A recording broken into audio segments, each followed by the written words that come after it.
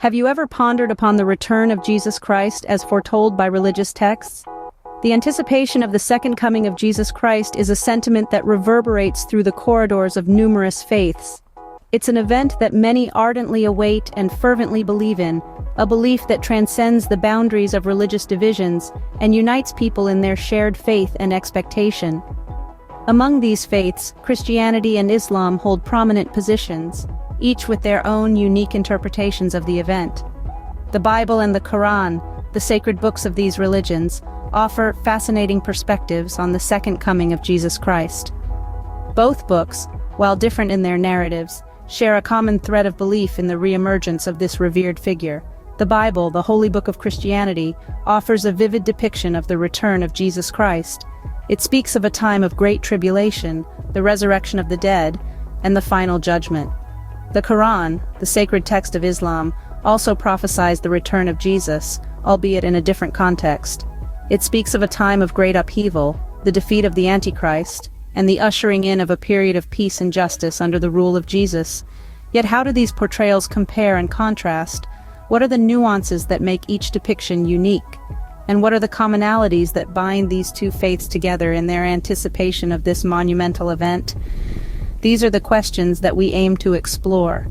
As we delve into the depths of these sacred texts, we hope to shed light on the fascinating multidimensional aspect of the second coming of Jesus Christ. So let us delve into the details of these holy books to understand their portrayals. The Bible, revered by Christians, paints a vivid picture of Jesus' return. In the New Testament, this event is described in several key passages, offering a portrayal that has captivated believers for centuries. First, let's dive into the Gospels, where Jesus himself speaks of his return. In the Gospel of Matthew, Jesus declares that the Son of Man is going to come in his Father's glory with his angels, and then he will reward each person according to what they have done. This passage paints the return of Jesus as a moment of divine reckoning, a time when every action is accounted for. Turning to the book of Revelation, we encounter a more dramatic vision of Jesus' second coming. Here, Jesus is depicted as a triumphant warrior, returning on a white horse to defeat evil. This image is a stark contrast to the humble carpenter of the Gospels, showcasing the power and majesty of Jesus in his glorified form. In these accounts, we see the belief in Jesus' return as a triumphant event known as the Parousia. The Parousia is a Greek term that translates to coming or arrival, and is used to refer to the second coming of Christ. During this event, it is believed that Jesus will return to judge both the living and the dead, marking the end of the world as we know it. This theme of triumph and judgment is echoed throughout the New Testament, from the letters of Paul to the visions of John. It's a belief that has shaped Christian eschatology, the study of the last things, for thousands of years. However, the Bible's depiction of Jesus' return is not the only perspective on this event. Other religious texts, such as the Quran, offer their own interpretations of the second coming of Jesus. This triumphant return is a central theme in Christian eschatology, but how does it compare to the Quran's depiction? In Islam, the Quran also speaks of Jesus' return, but with different details. The Quran, the holy book of Islam, presents Jesus or Isa in Arabic as a prominent prophet. His second coming is not extensively detailed in the Quran itself, but it is a widely accepted belief in Islamic eschatology. The return of Jesus is mentioned indirectly in several surahs or chapters.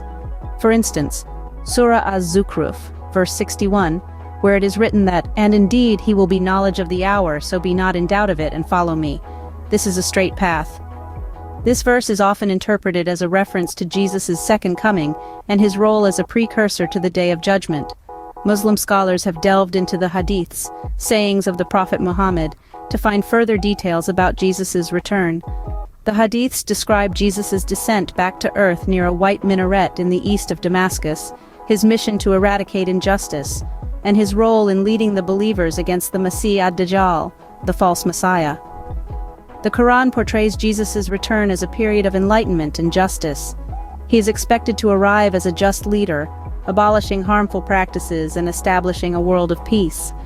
His return is also seen as a sign of the Day of Judgment, a pivotal event in Islamic eschatology, when the world as we know it will come to an end and every soul will be judged. It's worth noting that while the Quran and the Bible share the belief in Jesus' return, the narrative and theological implications vary. The Quran emphasizes Jesus' prophethood and his role in establishing justice and signaling the Day of Judgment, while the Bible focuses on his divinity and his role in salvation and redemption. Although differing in details, both these religious texts hold the return of Jesus Christ as a significant event. It's fascinating to observe the similarities and differences in these religious texts.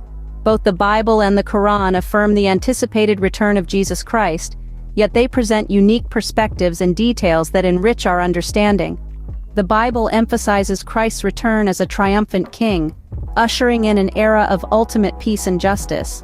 Conversely, the Quran depicts Jesus' return as a righteous servant, who will dispel misconceptions and lead humanity towards unity and faith. While the Bible's account portrays dramatic cosmic events accompanying Christ's return, the Quran focuses more on the societal implications and spiritual transformations that will occur. Despite these differences, there's a shared belief in the transformative power of Jesus' return. The anticipation transcends religious boundaries, offering a shared hope for a future where justice prevails and peace is universal. We might interpret these texts differently, and our narratives may vary, but at the heart of it all, we find a common thread. The return of Jesus Christ symbolizes a pivotal moment in human history, a moment that many look forward to with eagerness and hope. Despite our diverse beliefs, the anticipation of Jesus Christ's return unites us in a shared hope for a future of justice and peace.